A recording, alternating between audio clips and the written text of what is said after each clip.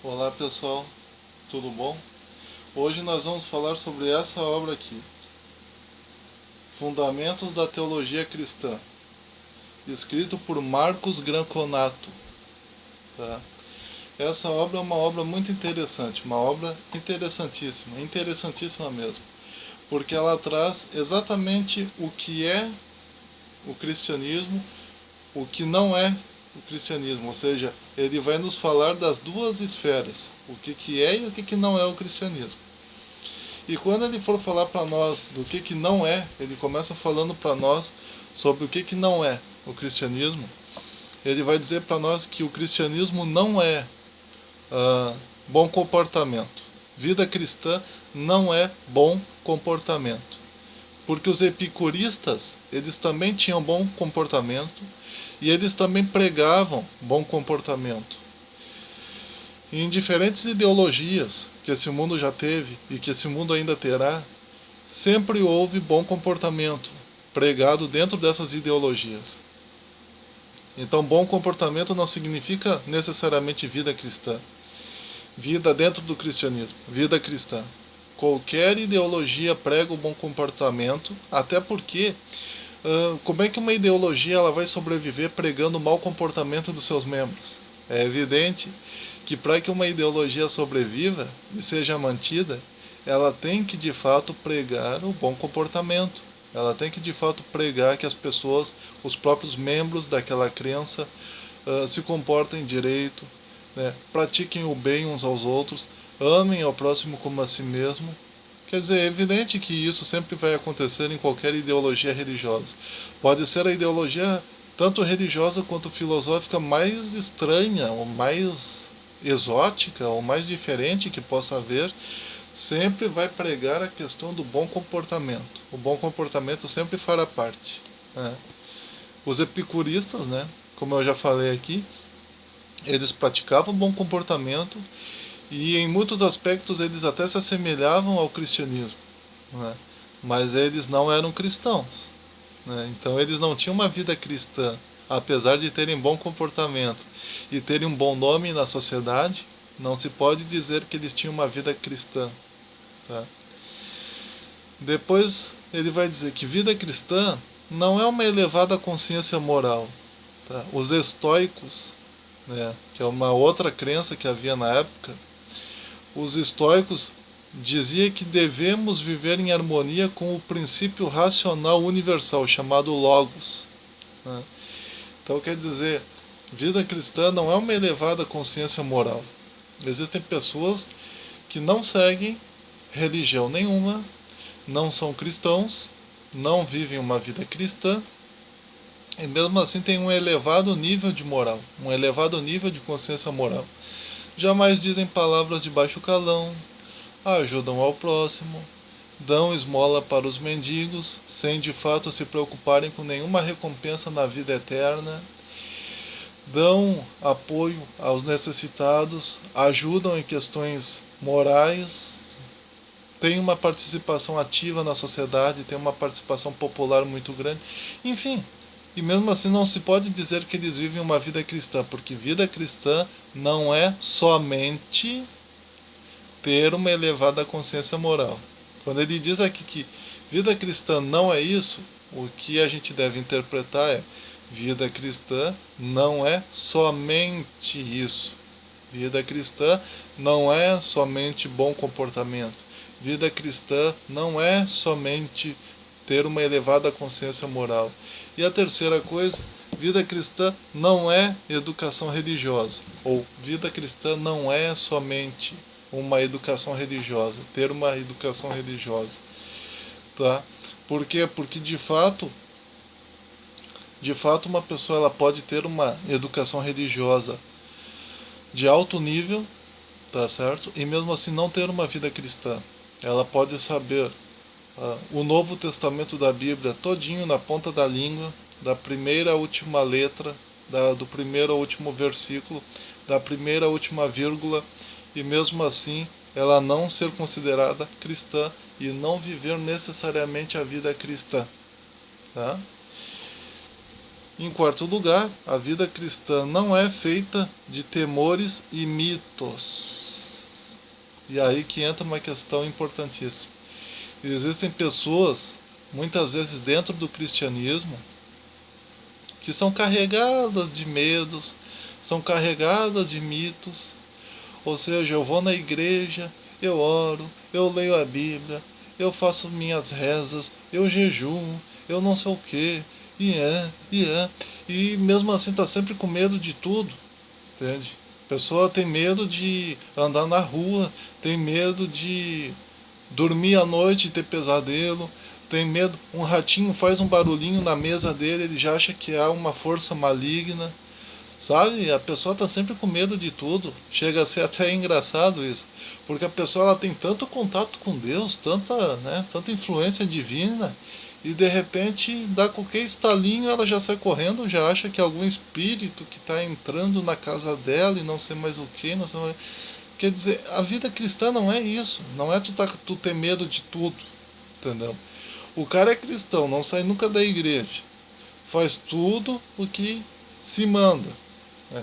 Obedece direitinho tudo, ora, jejua, faz de tudo que se possa imaginar e mais um pouco, né, para tentar atrair Deus, para chamar a atenção de Deus, para elevar a sua vida espiritual. Quer dizer, o cara está sempre com medo de tudo, entendeu? O cara tem medo de passar debaixo de uma escada para não dar azar. O cara tem medo de quebrar um espelho e ter 7 anos de maldição. Uma pessoa olha pro cara nos olhos e fala que o cara vai padecer ou roga uma praga para cima do cara, o cara já fica com aquele olhar assustador, entendeu? Quer dizer, o cara tá sempre na igreja, mas basta tu rogar uma praga para ele ou dizer que alguma coisa não vai dar certo, já o cara começa a chorar, começa a se lamentar. Vida cristã não é isso, entendeu? Vida cristã não é isso. Isso não é vida cristã. Vida cristã não é medos e temores. Vida cristã não é viver, né, na ascese, pois fazer o corpo humano sofrer não muda a alma da pessoa, né? Veja, a alma da pessoa é a parte mais profunda que o ser humano tem.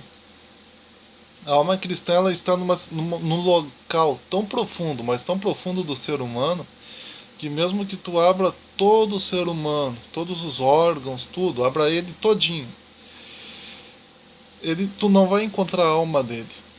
A alma dele é a fonte da mente dele. E não tem como tu esquadrinhar em que lugar do cérebro está a mente.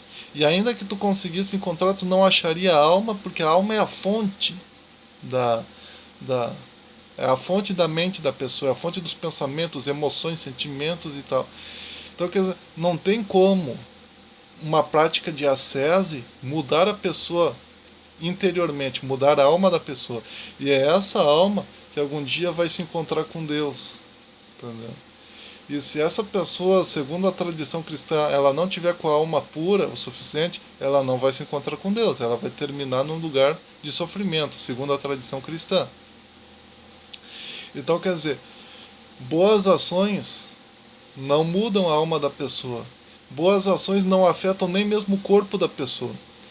Pecados não mudam a alma da pessoa. Pecados não afetam nem o corpo da pessoa. Os únicos pecados que podem afetar o corpo da pessoa são os pecados sexuais. O apóstolo Paulo diz que é a prostituição. Esses são os únicos pecados que de fato afetam o corpo. Mas mesmo que afete o corpo, não pode nem fazer cosquinha na alma. Porque a alma está num lugar muito profundo. Entendeu? Não, o que acontece com o corpo não vai afetar a alma. Então, por mais que tu pratique a ascese, cause sofrimentos para o teu corpo, em nome de uma espiritualidade. Chicoteie o teu próprio corpo, dê palmadas no teu próprio corpo, castigue o teu corpo colocando o teu corpo em água quente, em água fria, em nome da alegria da alegria de Deus, em nome de uma espiritualidade superior. Ainda assim tu não purificaria a tua alma, ainda assim tu não faria a tua alma de fato se tornar santa. Ascese, boas ações físicas não podem afetar o corpo. Boas obras não afetam a alma, né? Boas ações não afetam a alma, ascese não afeta a alma. A vida cristã não é temer o diabo e seus anjos, mas sim ter santidade. Vida cristã não é emocionalismos. E tem muita gente que se emociona com muita facilidade. Vida cristã não é boas formulações doutrinárias. Tá? Interessante nisso. Interessante que a maioria das pessoas de fato tem uma boa elaboração doutrinária, sabe versículos da Bíblia na ponta da língua, enfim. Olha só a definição desse autor, do Marcos Granconato, acerca do que é de fato a vida cristã. Já falamos o que não é, agora ele vai falar o que é. O que é a vida cristã?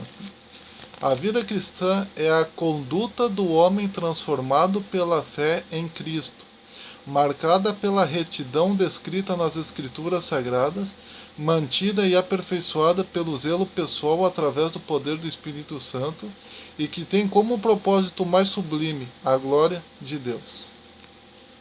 Isso é a vida cristã. Isso de fato é a vida cristã. Tu não vai praticar boas obras porque tu quer ir para o céu. Tu vai praticar boas obras porque tu já é filho de Deus, a tua alma já foi transformada por Deus, o Espírito de Deus está dentro da tua alma, santificando a tua alma de dentro para fora. E você vai praticar boas ações porque tu não deseja mais praticar más ações. Dentro de ti, dentro da tua alma, está o forte desejo de praticar boas ações e é isso que tu vai praticar. Tu não vai praticar boas ações como uma escadinha que conduz ao céu. Tu vai praticar boas ações porque o Espírito de Deus está dentro da tua alma, levando a tua alma a desejar de fato praticar somente coisas boas e de fato ter a personalidade de Cristo. E é esse Espírito que Deus colocou dentro de ti, o Espírito Santo, que vai transformar a tua alma e cada dia mais fazer com que a tua alma se torne a imagem e semelhança de Cristo e tu possa se tornar cada vez mais parecido com Cristo e tu não deseje mais praticar o mal, mas sim o bem. É isso segundo esse autor aqui, Fundamentos da Teologia Cristã, Marcos Granconato. É isso que, segundo ele, de fato, se constitui a vida cristã. Uma vez que o Espírito Santo esteja dentro da tua alma, a tua alma ela vai desenvolvendo cada vez mais a personalidade de Cristo, vai cada vez se transformando mais parecida com Cristo, com Jesus Cristo, a personalidade de Deus. E com isso tu vai ter os frutos do Espírito descrito em Gálatas capítulo 5, versículos 19 a 21, que diz: os frutos do Espírito são amor, gozo, paz, longanimidade, benignidade, bondade, fé, mansidão e temperança. Os 9 frutos do Espírito. Os 9 frutos do Espírito são características da personalidade do próprio Deus, que o Espírito de Deus estando dentro da tua alma, ele vai gerar e tu vai se tornando cada vez mais parecido com o próprio Deus a nível de personalidade. À medida que o Espírito de Deus for transformando a tua personalidade, deixando a tua personalidade mais parecida com Ele, Ele começa também a te dar sabedoria de Deus, que tu não pode adquirir nem na faculdade, nem na escola, nem em curso técnico, nem com livros. E aí tu também vai receber poder de Deus para fazer o bem ao próximo, curar pessoas, ajudar pessoas, fazer milagres, receber uma palavra de sabedoria para dar a quem necessita ouvir da tua boca essa palavra de sabedoria. Isso é a vida cristã.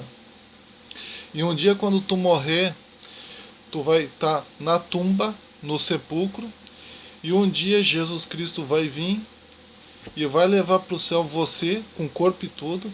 O teu corpo, aquele mesmo Espírito Santo que algum dia foi enviado para dentro da tua alma para te santificar, agora ele não mais apenas vai santificar a tua alma, mas ele também vai transformar o teu corpo para que o teu corpo seja levado para o céu.